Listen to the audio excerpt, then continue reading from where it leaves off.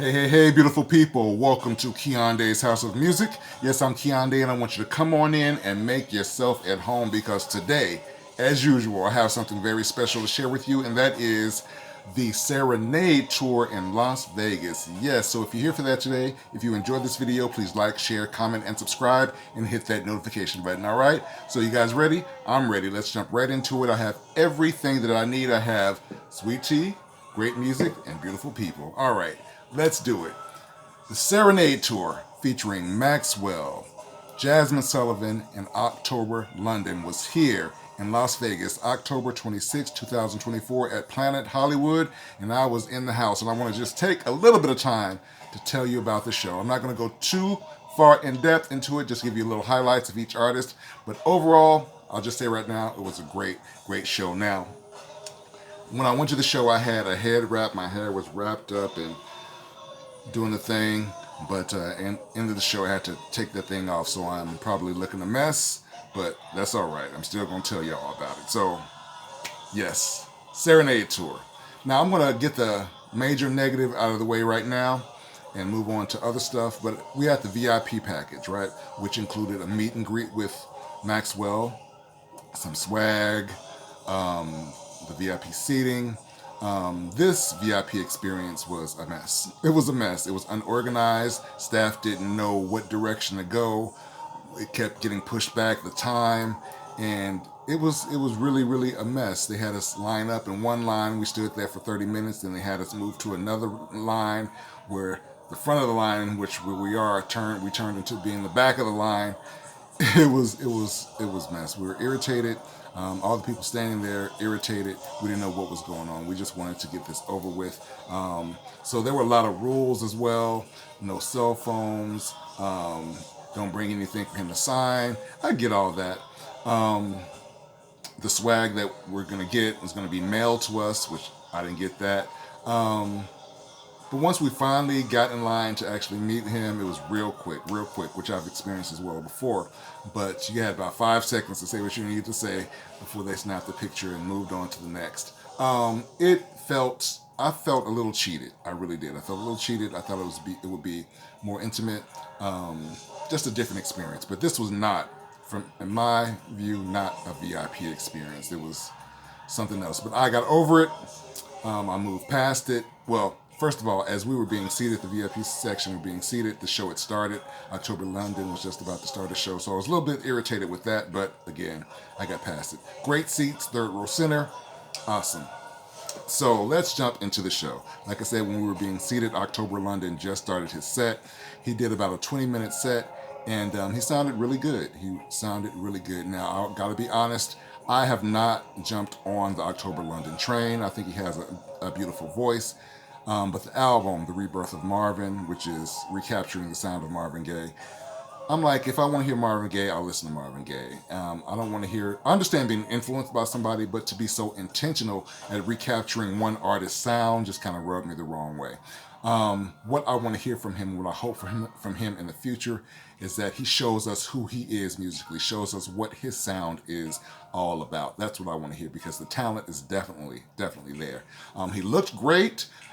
Wonderful black suit.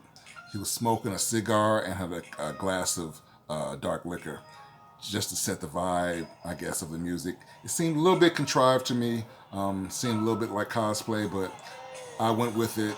It was enjoyable. He sounded good, and I'm not going to hate on the young brother.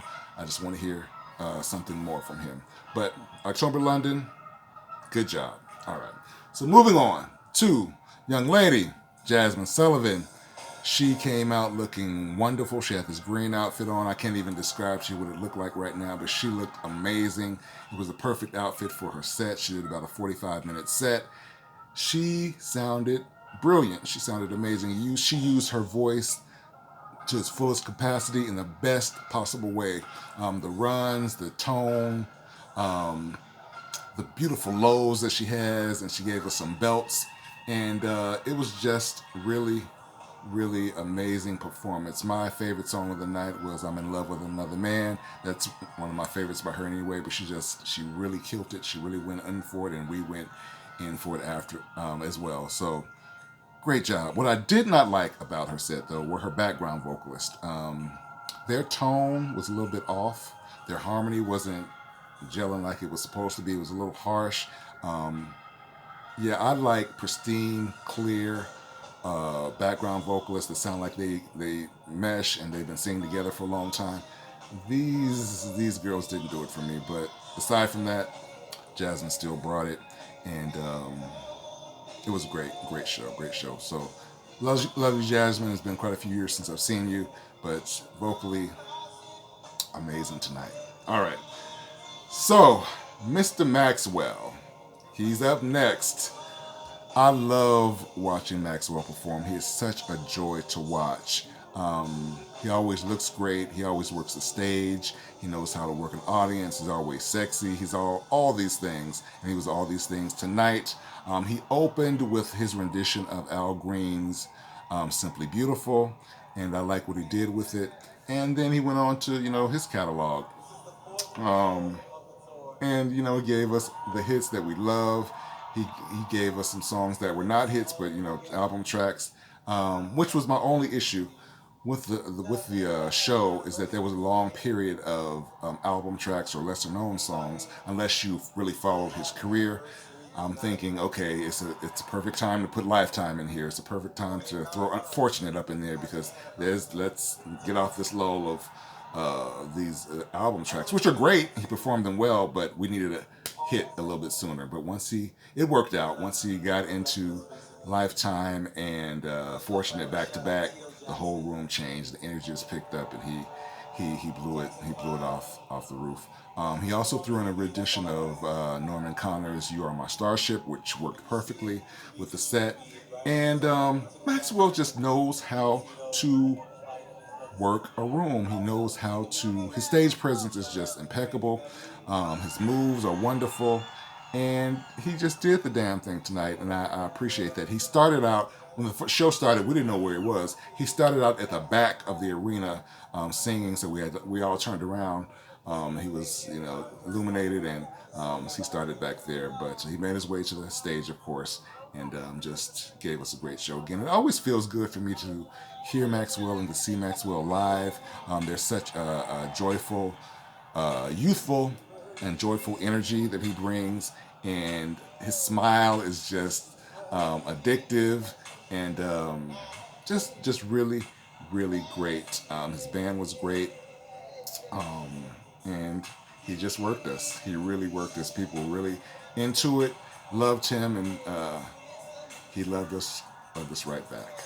But this was the next to last show of the tour, and I could tell a little bit that the tour has kind of had some wear and tear on his vocals, but that didn't stop him. He had some wonderful lows, some great highs, some great runs, a couple of belts, and just beautiful. It's beautiful. Of course, he had the hits that he included, Something Something, Ascension, Don't Ever Wonder.